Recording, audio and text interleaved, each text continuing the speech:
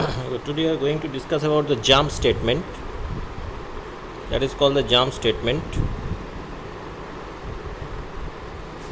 Jump statement, that is break and continue. Jump statement, that is break. Two jump statement is there. One is break and another one is continue. What is the break and continue? The break statement enables a program to skip over a part of the code. Okay.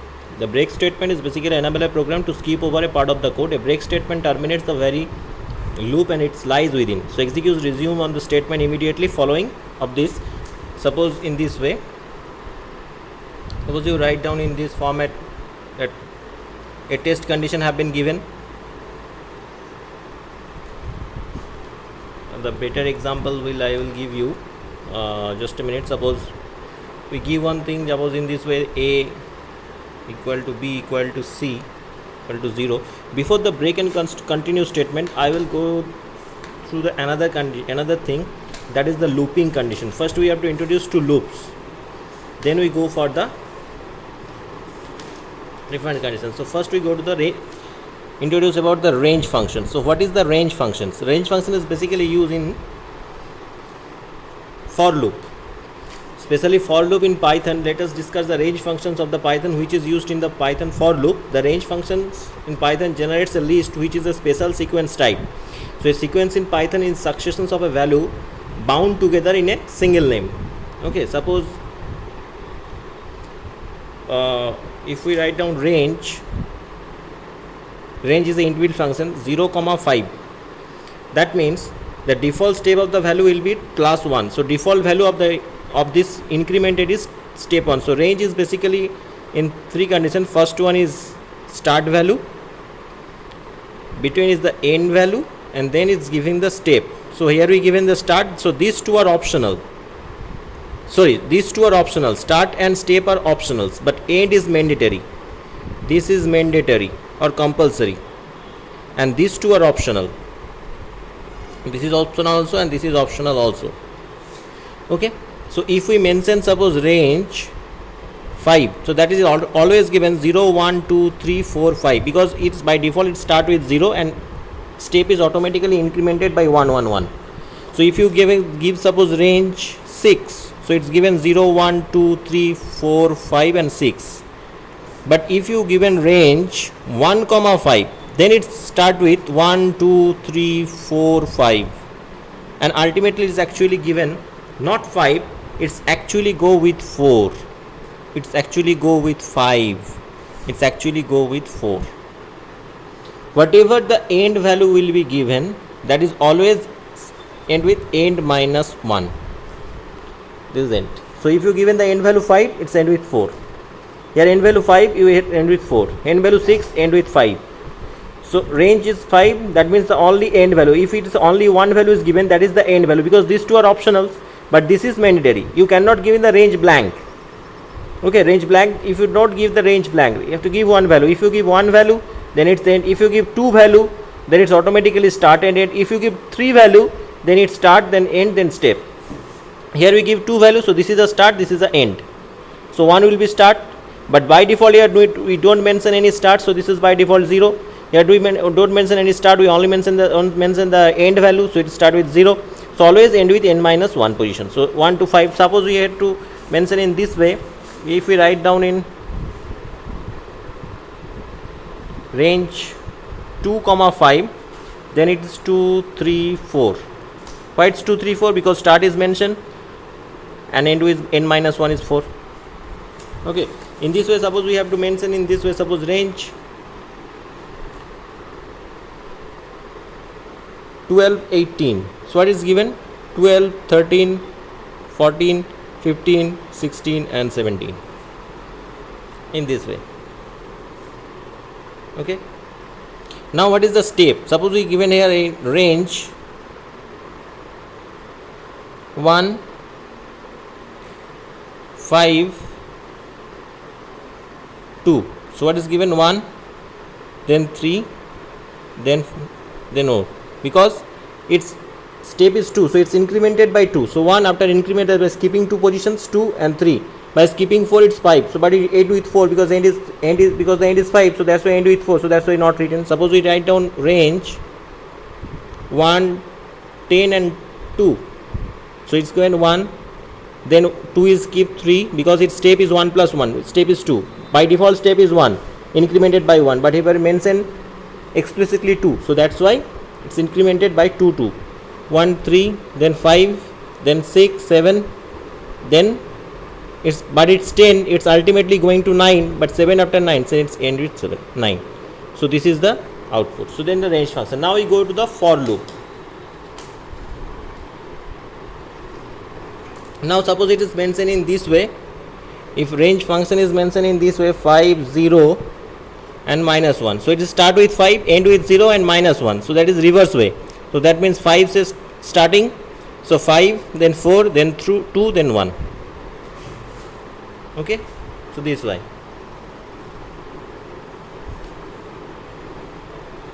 Suppose if we mention range 10, 1, minus 2, then it's 10, then 8, then 6, then 4, then 2. Okay, in this way. Now we could discuss about the for loop. So what is a for loop? What is basically a for loop? For loop in this way, the syntax will be given. The for loop syntax in this format, that is for a in 1, 4, 7 suppose. Next print a, the colon sign, print a or print a cross a, in this way. So for variable in sequence, then statement. So for variable in sequence. So first you have to write the for. So what is the syntax? For, then you have to use one variable, then in operator, then sequence. This is the syntax. Then sequence. So for variable is a, in operator, then the sequence is given. So this is the body of the for loop. So all statement in the body of the for loop will be executed for each value of the variable of a. So for firstly a is equal to 1. So then a is equal to 4. Then a is equal to 7. So it is executed actually 3 times. So the loop variable is assigned for the first value in the sequence. So all the steps of the body of the for loop executed with assign the for variable in this way. So first print a. So a cross a, body of the loop. So a cross a. So a equal to 1. So that means ultimately it's actually 1 cross 1 because a value is 1. So 1 cross 1, that is ultimately given the value 1. Then again it's come with 4. Then 4 cross 4. Then it is given the 16. Okay, it actually print the 16. So first time it print 1. Then then 1 cross 1 1. Then 4. Then it's print 4. Then 4 cross 4 4. Then print a print 7. Then it's 7 cross 7. That is 49. So in this way. So what is the output for this? The output is in this way. So what is the output? Output in this way: 1 1 4 16 7 49. This is the output. Because this 1, this 4, this 16, this 7, this 49. Because it's print a, so a value is 1, but 1 cross 1 is 1, so both time 1. Then a value is 4, so it's printing 4, but a cross a is 16, so print 16. Then a value is 7, so it's print 7. Then a cross a is 49, 7 cross 7 is 49, is printing. So this is the concept of for loop.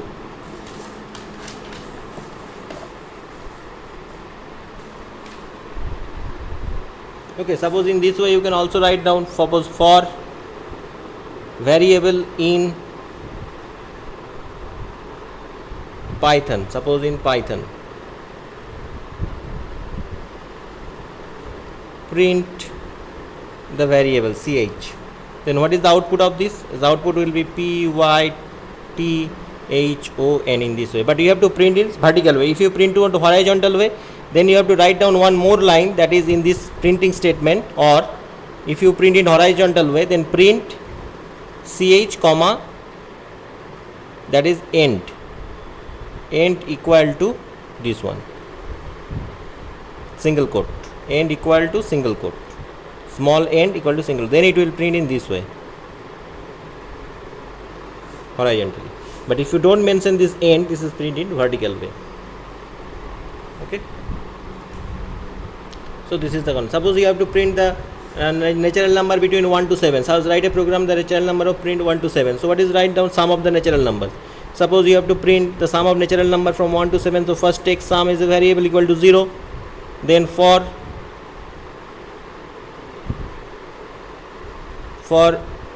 I in range 1 comma 8. So 1 comma 8, because 1 comma 8, that means the start is 1 and end is 8, because 1 is equal to the program is 7, because sum of 7 natural numbers 1 to 7. So if you print 1 to 7, that is 1 to 8, because it is taken n minus 1. So I equal to I for I in range 1 comma 8. Then sum is equal to sum plus I, or you can write down in this way also. This line also written in this way, that is sum plus equal to I, the both meaning. Sum plus equal to I, that is sum equals to sum plus I.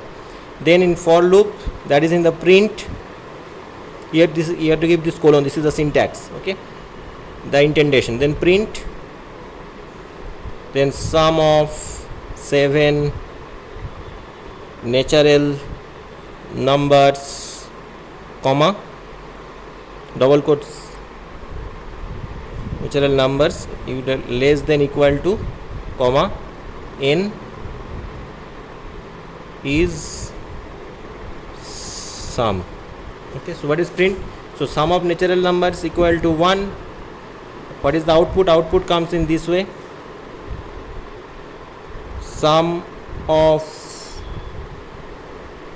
natural numbers less than equal to 1 is 1. Then sum of natural numbers less than equal to 2 is 3.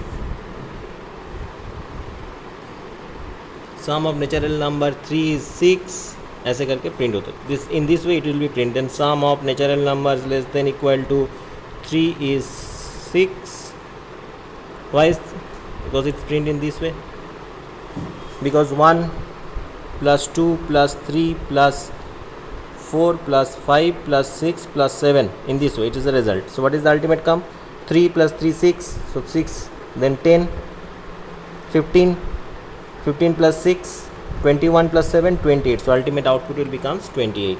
So when it's come in this way, sum of the natural numbers less than 6 is 10, less than 4 is 10, less than 5 is 15, less than 6 is 21, less than 7 is 28. Okay. So these are the concept of for loop. Now we are going to discuss about while loop. Now we are going to discuss about the while loop. Okay. So how the while loop syntax will be going on? Let's wait. The while loop. While loop in this way will be syntax. That is, first while loop is initialization, then text, then body of the loop, then update the expressions. Okay. So the syntax of the while loop is, we have to write down in this way. If while something a is equal to 5, if you given while a greater than 0, then print a, let's print, suppose thank you, this kind of message. So what is the output? A is equal to 5. If a greater than 0, if a greater than 0, yes, a greater than 0, then print a, so it will print 5. But if we give here a is greater than 10, then print thank you, because a is 5, a is not, 5 is greater than 10, then condition is false, then it will execute this print. But if it is 0, then it will execute this thing. Okay. So this is the conditions of the for loop. Suppose to calculate the factorial of a number using for loop, this is very important popular program. So how to calculate the factorial of a number of using for loop? You can take a number integer, input factorial. So what is the concept of factorial? If we find out the 5 factorial, that means 5 cross 4 cross 3 cross 2 cross 1, that is 120. 5 cross 4 20, 23 into 360, 60 into 2 120, 120 into 1 120. So that is integer input, enter a number, that is fact. To suppose in this way, given fact equal to 1, initialize with 1, a equal to 1, while a less than equal to number, this indentation will be given. Then fact into equal to a, that is fact equal to fact into a. Actually this is the meaning of fact equal to fact into a. Both line are same. Write any one you can write in the program, not the both. A plus equal to 1, this is the same thing, a is equal to a plus 1, both write the same line. Then you have to print outside of the loop, that's why I write down in the same alignment the factorial of num is fact. In this way, this is the program. Okay, so what is the first, what is the output is to come? Output is come in this way, that is enter a number. So you put one number, suppose 5 input. So the next message is coming in this way, the factorial of 5. The factorial of 5 is 120, in this way.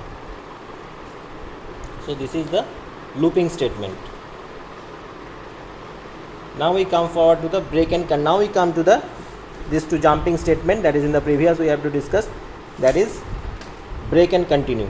So what is the break and continue? The break and continue code, I write down one question here about the break and continue statement. Break statement is basically enables the program to skip over a part. We have to skip over a part. That time we use this break to skip over a part of program. To skip over a part of program. Suppose we write down a program in short way. Suppose a equal to b equal to c equals to 0. Then for I in range 1 comma 21, so that is come to 1 to 20 actually. Then a equal to integer input, enter number 1, enter number 1. Then b equal to integer input, enter number 2. If b equals to 0, then print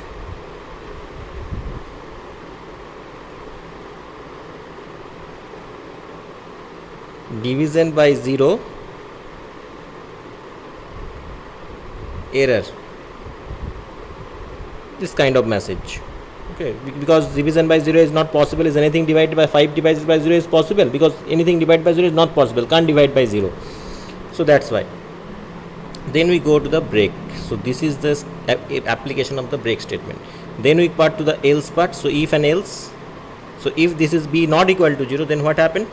Then we divide c equal to a by b, the floor division. Then print the quotient QUO, quotient equal to, that is c. You have to print the c. Then finally you have to print outside of this for loop. So the same alignment, print program end, kind of a message is there. So what is the output? Suppose we enter a number. So how output will comes up? The output will comes up in this way. Output will comes up this way. So this message will comes first. Enter number 1. Enter number 1. That is 6. Suppose we enter. Then enter number 2. That is enter suppose 2. So what is the quotient? 3. Now we enter suppose again number 1 equal to 6, enter number 2 equal to 0, then what is the message come? This message, division by 0 is error. Division by 0 is error, and it directly print to this statement. So this part is actually not executing because of this break. It directly jumped over this line. So this is the application of break. It's given that program end. It's come out for the loop because it is the whatever is written inside the loop. This print statement only outside the loop. So when it's not executed, it's actually true is this part is true. Then a break statement is satisfied. It is the if block. Then it's automatically the control jumps to this line. This line is skipped. So that is, so skip over a part of a program. So actually this is the definition, skip over a part of the program. So this is actually happening here. Okay. So understood the example of jump statement and the break. Then what is the part of the continue? So same part, if you write down here continue, then these portions will be executed again. Okay. We give one example of continue also. Suppose we have a code in this way, then the continue statement.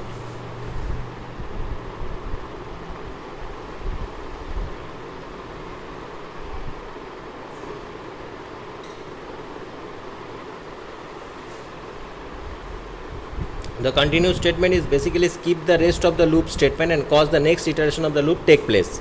So this way. So A equal to B equal to C equals to 0. Next for I in range 0, 3,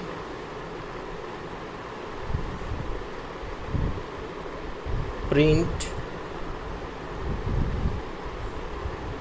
enter two numbers, or this line is not executed, you have to write down direct the one number and two number. Print, suppose in this way, A equal to integer input enter number 1,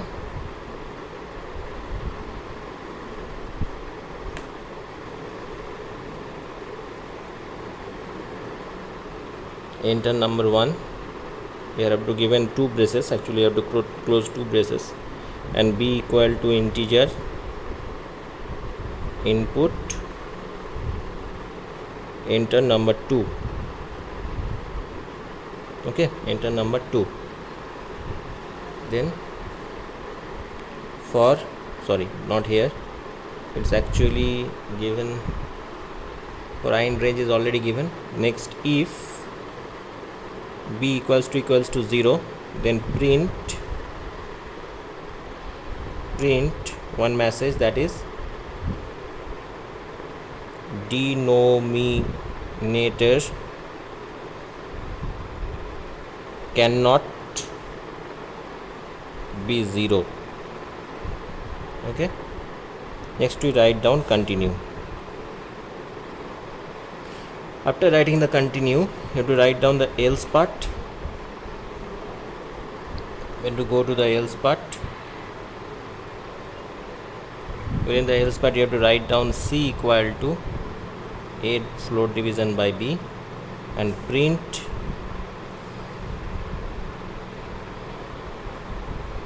QUOTIENT quotient equal to C. Okay, in this way. So what is the output of this one code? So if we give the output of this code, so enter number 1, suppose we given 5, enter number 2, we give 0, and now denominator, the output is the denominator, this line will be printed because I given 0, denominator cannot be 0, this message will be print. Then enter again a number. Suppose after giving this way, the loop, the program, you cannot out from the output screen, you are on the output screen, so automatically it's given to the next line, that enter again, these options will be come. So this is the application of print. In the case of break statement, this option is not coming, but in the case of continue, this part is actually the continue statement, meanings that skips over the rest of the loop statement because next iteration will be executed. After executing this one, automatically control comes to this part because enter the number 2 next iteration, then you again enter the number 2, suppose 2, then it's automatically given, suppose it is given 6 actually, then it's automatically given the result quotient is equal to 6. Quotient is equal to 6, it will print. So this is the application of continue. It's automatically back to that previous statement and execute the next of the loop. Okay, so this is the two application of break and continue.